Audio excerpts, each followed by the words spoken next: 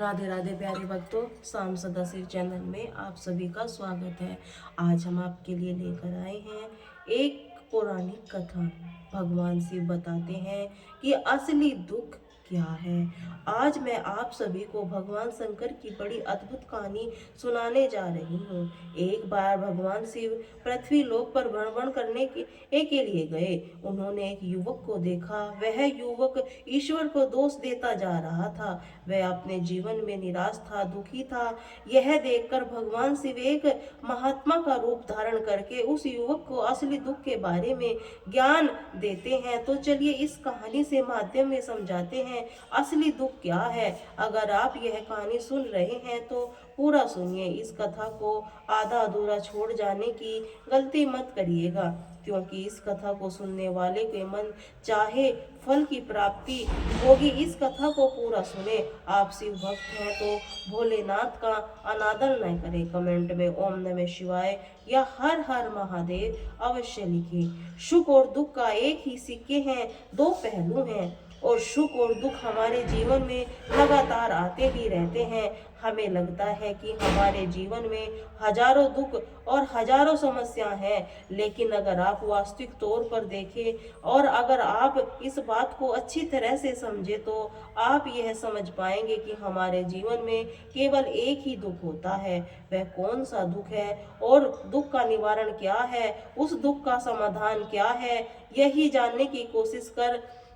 इस कहानी के माध्यम से एक समय की बात है। एक गांव में एक व्यक्ति रहता था। उसका नाम हरिहर था। वह बड़ा आलसी था, अपने जीवन में बहुत निराश था। उसका कारण था कि उसने अब तक अपने जीवन में कुछ भी हासिल नहीं किया था। वह कुछ भी नहीं करता था। उसके घर वाले भी इस बात से बहुत परेशान रहते थे। वह चाहते थे कि यह बाहर जाकर कुछ अच्छा काम करे, कोई अच्छी नौकरी करे, लेकिन वह उनकी एक नहीं सुनता था। उनके घर वाले दूसरों का उदाहरण देकर उसे ताने मारते थे, उसे तरह तरह की बातें कहते थे, लेकिन उसे कोई फर्क नहीं पड़ता था। जबकि उसके सारे मित्र कामयाब हो चुके थे, कोई अच्छा व्यापार कर रहा था, कोई अच्छी नौकरी कर रहा था, जिस कारण जब भी वह लोग मिलते तो वह लोग अपने बढ़ चढ़कर बड़ाई किया करते थे। लेकिन हरिहर कुछ करता नहीं था, जिस कारण जब भी कोई उसे पूछता तुम क्या कर रहे हो, तो वह कुछ करता तो था नहीं, बस इसीलिए हमेशा सबसे केवल एक ही बात कहता था, मैं कोशिश कर रहा हूँ। लेकिन उसकी कोशिश का कोई फल नहीं किसी को नजर नहीं आ रहा था। देखते ही देखते अब ऐसा समय आ चुका था कि हरिहर अब सभी के मुंह छिपाता रहता था ताकि उसके कोई यह न पूछ ले कि तुम क्या करते हो।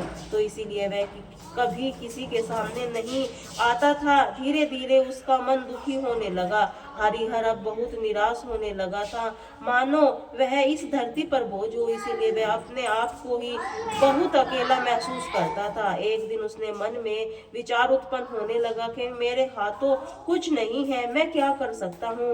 अकेला बैठकर वह रोता रहा और भगवान को दोष देता रहा। एक दिन पूछता पूछता छुपाता हुआ घर से निकलकर कहीं जा रहा था। तभी उसने रास्ते में देखा कि एक महात्मा लोगों का प्रवचन दे रहे थे और प्रवचन में वह दुख की बातें कह रहे थे। हरिहर अपना मुंह छिपाकर वहीं पर खड़ा हो गया ताकि उसे कोई देख न ले। चुपचाप उस महात्मा जी की बातें सुन रहा था। महात्मा जी सभी को प्रवचन में एक कह रहे थे कि दुख हमारा सबसे बड़ा साथी है। हमें दुख अपने जीवन के बारे में समझाता है, हमें सही जाने का तरीका बताता है। दुख हमारे गुरु की तरह है जिससे हमें सीखना चाहिए। आप चाहे अपने जीवन में अपने दुखों का अपना गुरु बना सकते हैं और उससे सीख सकते हैं, या फिर आप चाहें तो अपने दुखों पर बैठकर रो सकते हैं, लेकिन इससे आपको कोई लाभ नहीं मिलेगा, ताकि आप दिन प्रतिदिन दिन कमजोर होते जाएंगे, निराश होते जाएंगे। हरिहर चुप चुप कर उन महात्मा जी की बातें सुन रहा था। जैसे ही उपदेश खत्म हुआ, हरिहर उन महात्मा जी के पास पहुंचा और कहने लगा, हे महात्मा जी, अभी आप कुछ देर पहले दुख की गुरु बता रहे थे। आप कह रहे थे कि दुखों में हमें सीखना चाहिए, हमें अपना गुरु बनाना चाहिए, लेकिन मैं भी तो अपने दुखों से परेशान हूँ, अपने जीवन से परेशान हूँ। मैंने अब तक जो दुख झेले हैं, मुझे भी कभी ऐसा प्रतीत हुआ है कि मेरे दुख मुझसे कुछ सिखा रहे हैं, बल्कि मुझे तो हमेशा यही लगता है कि मुझे पीड़ा दे रहे हैं, तकलीफ दे रहे हैं, और दुख की पीड़ा बहुत भयंकर होती है। ऐसा लगता है जैसे अब इसके बाद हमारा जीवन समाप्त हो जाएगा, इसके बाद हमें कुछ नहीं मिलने वाला, यहाँ तक कि हमें मृत्यु भी उसके सामने कम लगने लगती है। जब लोग ताने मारते हैं, जब लोग ये कहते हैं कि तुम क्या कर रहे हो, तो मन को बहुत ठेस पहुंचती है और उसने कुछ भी कह नहीं पाता हूँ। हरिहर की बातों को सुनकर महात्मा जी कहने लगा, बेटा तुम्हें क्या दुख है और तुम दुख के बारे में बातें क्यों कर रहे हो। हरिहर ने अपने ऊपर बीती हुई सारी बातों उन महात्मा जी को बतला दी। कहने लगा, महात्मा क्या करूं, आपके पास मेरे दुखों का कोई समाधान है। हर की बातें सुनकर महात्मा जी मुस्कुराए और कहने लगे, बेटा जब तुम्हारे जीवन में असली दुख आए तब तुम मेरे पास आना, मैं तुम्हारे दुख का समाधान अवश्य बतलाऊंगा। उन महात्मा जी की बातें सुनकर हरिहर जज ने पड़ गया। उसके यह समझ नहीं आया था कि वह क्या करे। जब वह दुख झेले, वह असली दुख नहीं है, इसने तो अब तक पीड़ा झेली, लोगों को ताने सहे, जो तकलीफ उठाई है, उसका क्या असली दुख नहीं है। आगे मन ही मन अपने आप से कहता हुआ कि मुझे मेरे अपने नहीं समझ पाए तो और क्या महात्मा जी समझेंगे, मुझे क्या समझेंगे। इतना सोचकर हरिहर वहां से अपने घर की ओर चला आया।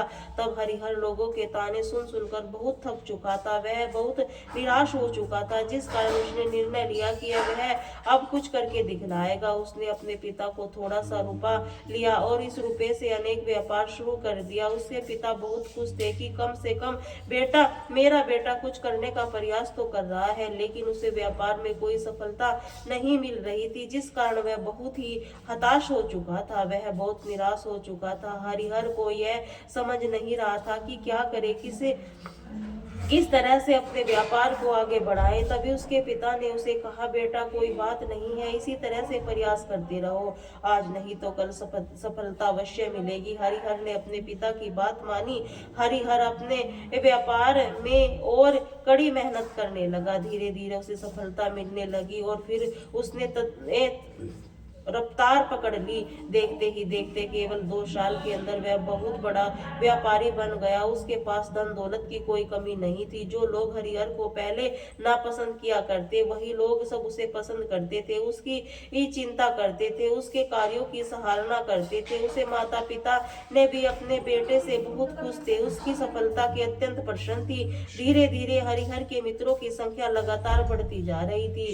श्री हरिहर के कुछ मित्र ने उसे यह भी सलाह दी कि उसे अपना व्यापार और तेजी बढ़ाना चाहिए, अपने व्यापार में कोई फैलाना चाहिए, कुछ आज इस नगर में सबसे बड़ा व्यापारी हो, कुछ इतना खुश हो, तुम्हारे साथ बहुत सारे लोग हों, वही तुम पर सोचो कि यह तुम जिस राज्य में सबसे बड़े व्यापारी बन जाओगे, तब तुम्हारे यहाँ पर लोगों की भीड़ लग जाएगी, लोग तुमसे मिलने के लिए समस्त समय निकालेंगे, यहाँ तक कि इस राज्य का राज भी तुम्हें मिलना चाहेगा, तुम्हारी तारीफ करेगा। यदि कभी ऐसी जरूरत आ पड़ी तो वह मुझसे धन के उधार लेने अवश्य आएगा। हरिहर को अपने दोस्तों की यह बात सुनकर पसंद आई। हरिहर ने सोचा कि मेरे मित्र सही कह रहे हैं, मुझे अपने व्यापार को बड़ा करना चाहिए और फैलाना चाहिए, तभी हर कोई मेरे बारे में जान सकेगा, कोई मुझे पहचान सकेगा। इसके बिना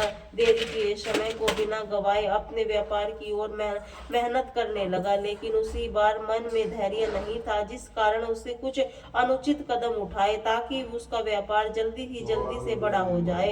उसने कई लोगों से अधिक मात्रा में धन उधार ले लिया, उससे ऊपर काफी कर्ज बढ़ चुका था और इतना ही नहीं, वह यहाँ तक कि रुका, उसने अधिक से अधिक मुनाफा कमाने के चक्कर में अपने माल को गुणवत्ता भी नहीं खराब कर दिया, जिससे वह उन्होंने माल में यह बात नहीं रह ही गई। उन्होंने पहले हुआ करती थी, लेकिन वह अपने मित्रों की बात सुनता रहा। जैसे उसने मित्र कहते थे वह वैसा ही करता चला जा रहा है। यहाँ कि उसने अपने व्यापार को और भी तीव्रता से बढ़ाने के लिए अपने दूसरे छोटे व्यापारियों के खिलाफ षड्यंत्र भी रचना शुरू कर दिया, जिस कारण उसके मन में अब पहले जैसी सुकून नहीं था। उसे सब रातों की नींद नहीं आती थी। तब उसने मन में केवल एक विचार करता, जिस तरह से उसका व्यापार पूरे राज्य में फैल जाए, वह इस राज को सबसे बड़ा व्यापारी बन जाए। इसीलिए वह दिन रात केवल इसी मेहनत में लगा रहता था, जिसका उसका व्यापार जल्दी से जल्दी बड़ा हो जाए। हरिहर के पास नौकर चाकर सभी सुख सुविधाएं थी, लेकिन उसके बावजूद भी वह उन चीजों को लाभ नहीं उठा पा रहा था। लेकिन उसका पूरा ध्यान केवल अपने व्यापार की ओर उन्नीत कर ले जाना था। एक दिन हरिहर के मार्ग से होकर गुजर रहा, तभी रास्ते में हरिहर को उन महात्मा का आश्रम दिखाई पड़ा। यह देखकर उन महात्मा जी के पास गया। उन्होंने कहने लगा, महात्मा जी, आपने कहा था कि जब मेरे जीवन में कोई असली दुख आए तब मेरे पास आऊं, इसीलिए मैं यहाँ आया हूँ। आज मैं बहुत दुखी हूँ, मैं रातों को सो नहीं पाता। मेरे पास सब कुछ होते हुए भी मैं उसका लुत्फ नहीं उठा पाता। उसने अपनी सारी बातें महात्मा जी को बताई।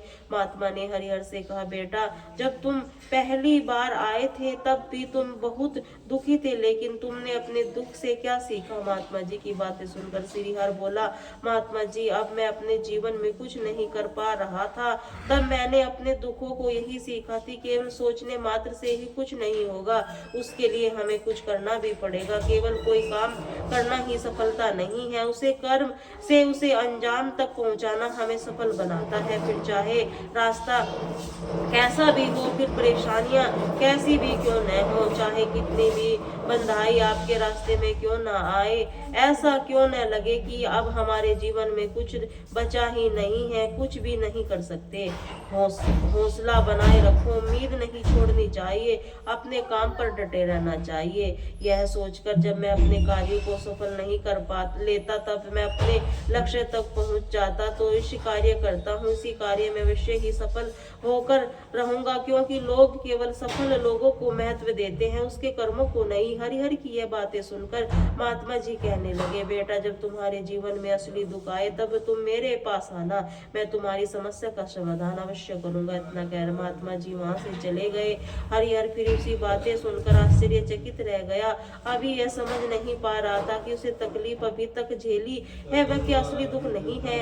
हरिहर ने मन में अब एक सवाल उत्पन्न होने लगा, असली दुख क्या है, इसकी पहचान क्या है और मुझे कैसे पता चलेगा? इस समय असली दुख में कि लेकिन उसने कुछ नहीं कहा। तभी वह महात्मा हरिहर के पास बड़ा सा घड़ा लेकर पहुंच जाते हैं। उस घड़े के अंदर सोने के सिक्के थे। उसी घड़े को देते हुए वह महात्मा हरिहर से कहने लगे, बेटा, तुम इस पेड़ के नीचे मिट्टी में दबा दीजिए, क्योंकि यह तो किसी के मुझे जरूरत पड़ेगी तब मैं वहां से खोदकर इसे निकाल लूंगा, लेकिन अभी यहाँ से मिट्टी के नीचे दबा दो। हरिहर महात्मा जी की बातें मान ली, वह घड़ा मिट्टी में दबा दिया। इतना हरिहर का माधु प्रणाम किया, वहां वापस आने पर ही घर लौट जाता है। धीरे धीरे समय बीतता गया, साथ ही साथ हरिहर व्यापार में और भी ज्यादा उन्नति कर रहा था, लेकिन माल दुगना अच्छी न होने के कारण उसने व्यापार में घाटा होने लगा। धीरे धीरे ऐसा समय आया, उसने व्यापार पूरी तरह से चौपट हो गया, उसके पास कुछ नहीं बचा था। हरिहर ने अपने दोस्तों से जो कर्ज लिया था वह कर्ज भी उसे चुकाने के लिए, लेकिन हरिहर ने सोचा निश्चित था कि उसने कर्ज अपने मित्रों से लिए, जिसी कारण से उन्हें लौटाने में थोड़ी देर अवश्य कर सकता है। वह तो यह सोच ही रहा था। इसे मित्र ने पूरे समय के साथ देने, लेकिन उससे पहले मित्र ने ही उसे अपना कर्ज वापस लौटाने की मांग करने लगे। हरिहर का एहसास हुआ कि कोई भी अपना नहीं है, उससे अपने मित्रों से कर्ज लौटाने के लिए थोड़ी सी मोहलत मांगी, लेकिन हरिहर ने किसी भी मित्र ने उसे कर्ज लौटाने के लिए मोहलत नहीं दी, बल्कि वे लोग उसे जान से मारने की धमकी देने लगे। अपने मित्रों के मुंह से यह बात सुनकर हरिहर बहुत आश्चर्यचकित रह गया और वह कुछ सोच ही रहा था। उसके साथ कुछ उल्टा हो रहा है। व्यापार के चलते उसके कुछ मित्र शुभ चिंतक बने थे, वह सब उसके दूर जाने लगे थे। हर कोई उसके पीछे छुड़ाना चाहता था, कोई उसका साथ नहीं देना चाहता था। वह धीरे धीरे उसकी सारी संपत्ति नीलाम हो गई, उसके पास कुछ नहीं बचा था, वह सड़क पर आ चुका था। एक दिन हरिहर ने अपने पिताजी से कहा, पिताजी मेरी मदद कीजिए, मेरे ऊपर बहुत कर्ज है, मुझे लौटाना है, कृपा करके मुझे थोड़ा सा धन दे दीजिए। इस पर हरिहर के पिता ने हरिहर से कहा, बेटा मेरे पास यही एक छोटा सा घर है, अगर यह अभी मैं तुम्हें दे दूंगा तो मैं और तुम्हारी माँ कहाँ रहेंगे, हमें तो दर दर की ठोकर खानी पड़ेगी, लेकर अब तुम्हारे पास केवल यही संपत्ति बची है, इसीलिए मैं तुमसे क्षमा मांगता हूँ। अपने माता पिता के मुख से यह सुनकर हरिहर चुप वहां से चला गया।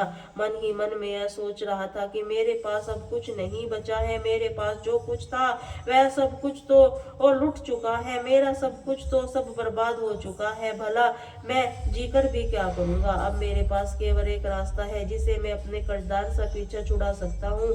यह सोचता हुआ वह ऊंची पहाड़ी की ओर पहुंचा। वहां पहाड़ी पर चढ़ने ही वाला था, तभी उसे याद आया कि उस महात्मा जी ने कहा था कि जब तुम असली दुख आए तभी तुम मेरे पास आना, मैं तुम्हारी समस्या का समाधान अवश्य करूंगा। यह सोचकर हरिहर ने मन में एक बार फिर उम्मीद की लहर दौड़ पड़ी। हरिहर दौड़ता हुआ उन महात्मा के पास पहुंचा। हरिहर ने उन्हें प्रणाम करके अपने ऊपर बीती हुई हर बातें उन्हें बता दी। कहने लगा, महात्मा आपने कहा था कि जब मेरे मुंह पर असली दुख आए आप उसका समाधान अवश्य करेंगे। तभी वह महात्मा जी हरिहर की इस बात को सुनकर मुस्कुराने लगे। क्या बेटा, कहाँ है असली दुख?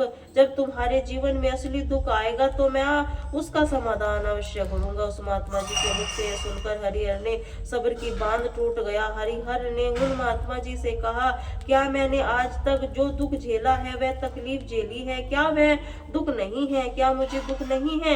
कहने लगे महात्मा हरिहर से कहते हैं, बेटा पहले तो तुम मुझे यह बतलाओ कि तुमने अपने दुख का क्या सीखा। इस जवाब देते हुए हरिहर ने उस महात्मा से कहा, महात्मा मैंने यही सीखा है कि जो लोग हमारी तरक्की से तुम्हारा पीछा करते हैं वे लोग अवश्य ही धोखा देते हैं, क्योंकि ऐसे लोग बुरे समय पर तुम्हारा साथ नहीं देते बल्कि तुम्हारा फायदा उठाने का ही प्रयास करेंगे। इसीलिए लोग भरोसे न करें, बल्कि जो लोग तुम्हारी सफलता के अवसर पर तुम्हारे बुरे साथ रखें तो वही तुम्हारे असली मित्र हैं, वही तुम्हारे साथ रहेंगे। ऐसे लोग बहुत कम मिलते हैं, हमेशा उनकी कदर करनी चाहिए। जब कोई तुम्हें कार्य कर रहे हो तो उसे पूरी ईमानदारी से करिए, धैर्य रखो, लालच न करो, क्योंकि ऐसा करने से तुम्हारे साथ ही बुरा होगा, तुम हमेशा नुकसान में रहोगे। हरिहर की सारी बातें सुनकर महात्मा उसे उस घड़े के पास ले गए जहां उस घड़े को उन्होंने मिट्टी में दबाया था। उन्होंने गड्ढा खोदा, वह घड़ा हरिहर के हाथ में थमा दिया। महात्मा जी ने हरिहर से कहा, लो अभी इसे तुम अपना काम चलाओ, जब तुम्हारे जीवन में असली दुख आए तब तुम मेरे पास आना, मैं उसका समाधान अवश्य करूंगा। हरि भक्त आत्मा जी ने इस बात सुनकर बड़ा उसे समझ नहीं आ रहा था आखिर यह असली दुख क्या है, लेकिन उसने अपनी हाथों में पकड़े उस घड़े को देखा जिसके अंदर सोने के सिक्के थे। यह देखकर उसके मन में लगा कि यह तो थोड़ी ही राहत अवश्य ही जाएगी, अपने मित्रों का यह कर्ज लौटा सुकून से नया व्यापार भी आरंभ कर सकूंगा। यही सोचते हुए हरिहर ने उन साधु महात्मा को प्रणाम किया, उनका धन्यवाद दिया, वही चल पड़ा। हरिहर ने सोने के सिक्कों को कर्ज लौटा दिया। अपने लिए वह एक बार फिर से नया व्यापार शुरू किया। व्यापार को छोटा था लेकिन उसकी बार हरिहर बहुत खुश था। अपने व्यापार पर कम काम और देखते ही देखते एक दिन वह फिर बड़ा व्यापारी बन गया, लेकिन अब की बार वह बहुत खुश था, क्योंकि इस बार उसने कोई लालच नहीं किया था, न ही किसी के लिए प्रचंड रखा था, बल्कि उसे पूरी ईमानदारी मेहनत के साथ अपने व्यापार का काम किया। लेकिन जैसे जैसे आज धनी होते जाते हैं वैसे वैसे अमीर बनने जाते हैं, आपके मन में एक डर उत्पन्न होने लगता है, डर अपनी दौलत न खो देने पर, जिस कारण आप लोग दान पुण्य करना शुरू देते हैं, लोगों की मदद करते हैं ताकि आपके जीवन में कोई दुख ना आए। लेकिन जीवन सुख दुख का संगम है, जिस कारण श्री हरि के सुख और होकर गुजरना पड़ता है। इसी वजह